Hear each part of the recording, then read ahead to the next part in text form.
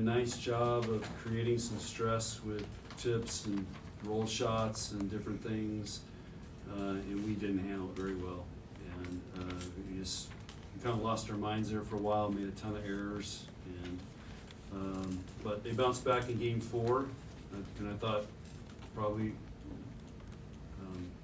TCU got worn down, and so that was nice to see that. And we won close game 2, and it was disappointing to lose game 3. I thought we had plenty of chances to win that and really didn't take advantage of it, or we weren't the aggressors. So hopefully we're going to learn from that. But good news is, I mean, we didn't get ace tonight. I think Para had 7 aces last night, and Lacey Rodriguez deserves extra meal money tonight we put her in the middle of the court to pass her, and she did a fantastic job. She proved why she's the best libero in the country, and handled that serve really, really well. And I know everybody says we're not a good serving team, but we had 9 aces, so those are the highlights.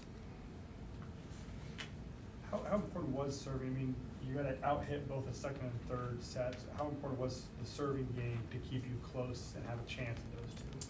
Well, I think we scored some points there. You know what hurt us was, I mean, there's 19 errors in games 2 and 3.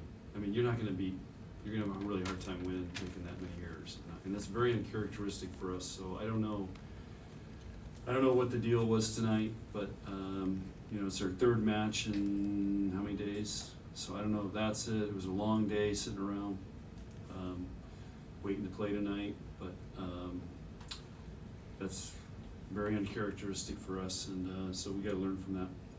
But serving in our defense, I mean, we still did some nice jobs. Did some nice things in slowing them down, but it was just we couldn't convert, and that's where we were making errors. So we were kind of giving them points. I mean, you look at the kills; they had 40, we had 55. We outkilled them by 15.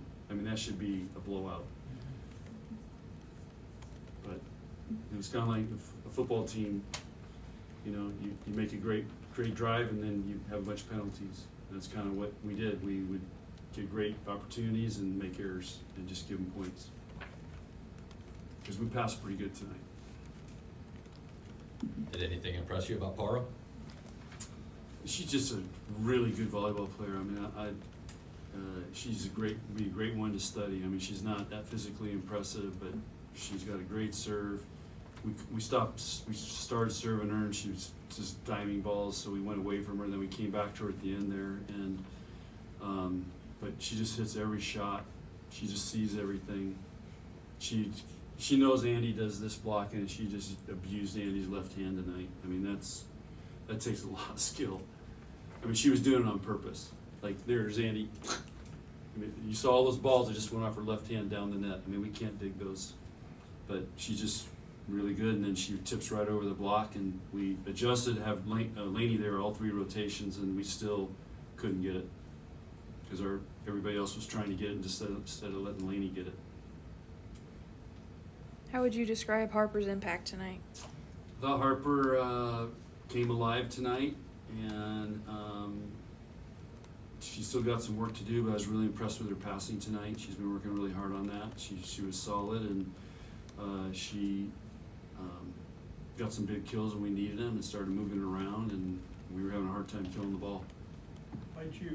Laney served the first 2 sets for her, but then Harper served that third. Why did you want to have Harper get the serves? Because Laney went in for merit, so she was in a different spot. Yeah.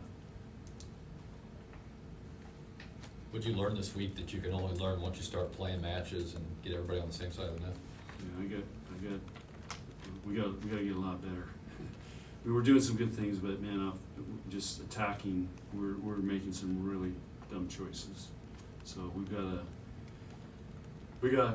did a great drill the day before we played Corpus Christi that I really liked. It's a new drill we came up with to teach them where to hit and how to hit better, and so we got to continue to do that drill, just get them to understand how to get kills and how to be smart and not snap at the block, and so got work to do.